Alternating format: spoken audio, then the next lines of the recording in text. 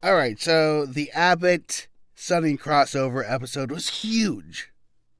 Very, very hyped in the comedy TV fanosphere. It was Cute Mr. Peanut Butter, a crossover episode? Crossovers have always been pretty huge in nerd culture. Comic books, obviously. There's been tons of crossovers between, Marvel and DC within their own and then with each other. Video games, Marvel versus Capcom, uh, Capcom versus SNK. There's been like a lot of crossover. Fortnite has tons of skins of everything ever. Money is to be made. Very much nowadays, crossovers are like for sure cha-ching moneymakers. I feel like back in the 90s, it was more like in the little nerd pockets. So everyone loves a crossover. This one is crazy that it even happened. Now, I watched a fair bit of the coverage before the event. I was very hyped. I wanted to get a bunch of information.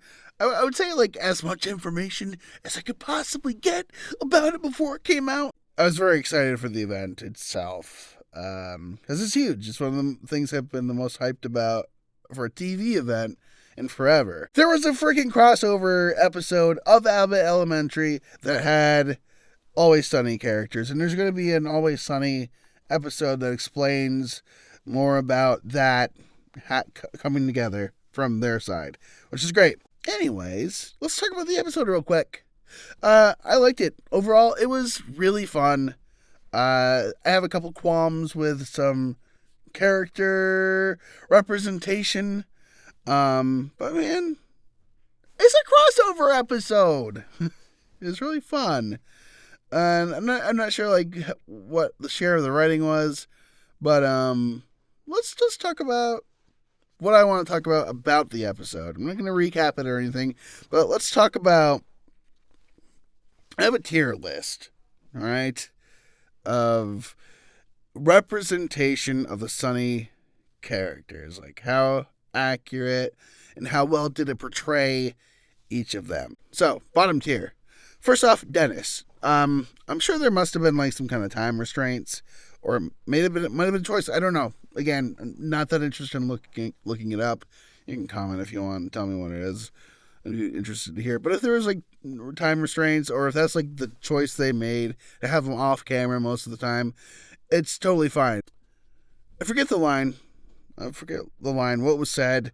Glenn gave a reason. He's about like camera or whatever. Like I'm on this side of the camera, or like I know about camera stuff. I'm not going to be on camera. I'm going to be shying away from the camera. He's the one that films the other people without their consent, not the other way around. So they didn't have Dennis's consent to film him, so he hid from the camera. It was a funny bit, but miss Dennis. And I wish it would have been a little bit more clear.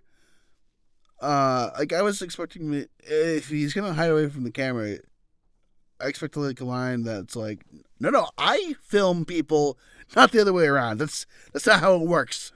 But I feel like there were some restraints. So, but still, bottom tier. Could have used more Dennis, and the parts that we got him, it could have used him more Dennis-like. And then we have Mac, which I don't know what happened there. I feel like Rob and Quinto were the ones that brought it together.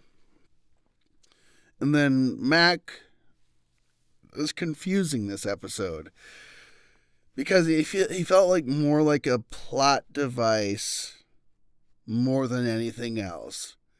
And I get it. Ultimately, this episode is an episode of Abott Elementary. All he was doing was trying to get out of volunteering at the school, and I didn't quite get why. And I've watched it twice. I didn't quite get why he was so eager to like stop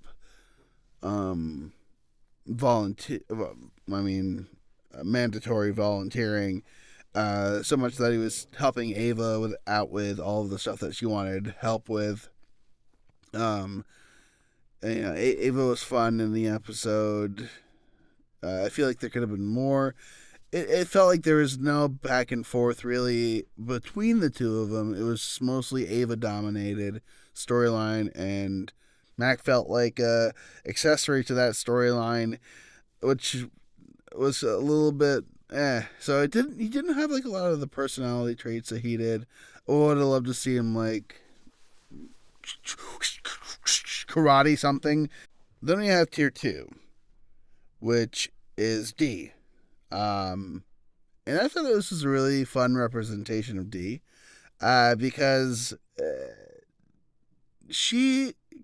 I think there could be like a really deep character study of D. And I'm sure it's out there on the internet somewhere, of what D might be like if she wasn't around the people she's around. Because she has a very, tendencies to be a terrible person. Obviously, something she showed in the episode, but I liked in the beginning that she was just kind of like chummy with Janine, and that she was good with the kids, and she was funny. She's doing funny stuff. It's like, what could be of D if she wasn't in the environment that she was in? It was like a nice little look into what that could be. And, it used Dee's horniness, basically, which is a good representation of her character, because she's that. And she's also, like, gives people the ick. Which, is also a really good representation. So I would say the representation is pretty good for D. But it also kind of gave us like a little glimpse of like maybe she was like in a different environment. She could actually be pretty cool and kind of funny. And then we have, I'll say Charlie for last because I love Charlie's storyline. Oh, then we have Frank, which is very funny. I just love that. His concern about putting garlic and red pepper in the dirt would make the dirt taste good. And then eventually he comes overnight to watch for the raccoons and then ends up eating the dirt and getting caught in there. It was very fun. It was good. I don't have that much to say about it. I thought it was done well. And was accurate for Frank. It was a very accurate storyline. It fit Frank. It fit it like a glove. Could have happened in an episode of Sunny. I had no notes. It was good. It was fun. I just want to get to Charlie. Charlie's story was so nice. I was like, wow. Again, the environment changed. And you get these people from Abott, and they are caring, good people when it comes down to it, which is very different than Sunny because they're all terrible people. But it was cool to see all the teachers care about helping Charlie learn to read. And it mostly used his illiteracy as the main like storyline narrative of the episode for Charlie, which is great. Charlie's illiteracy is always fun, even though illiteracy itself is not fun, but it's always good when Charlie does it because Charlie's delivery of Charlie's illiteracy is, I don't know, it's a masterclass. He's been doing it for a very long time, and it's always fun for some reason. It hasn't gotten old in 20 years. I liked it. It was touching. I truly enjoyed it.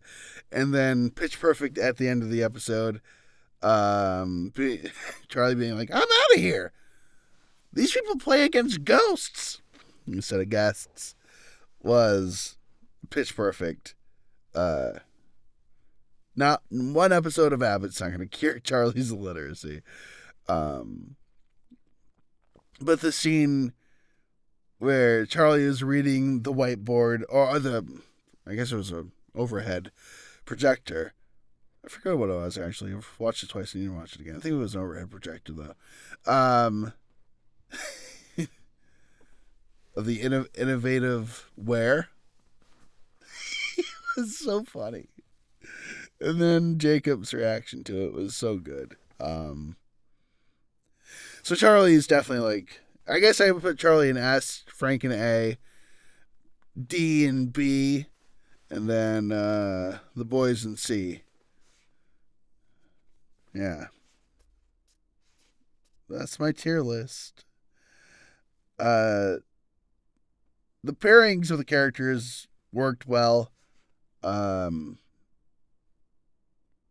yeah, I guess I don't have much else to say about it. It was a really good episode of TV, though. I enjoyed it. All right.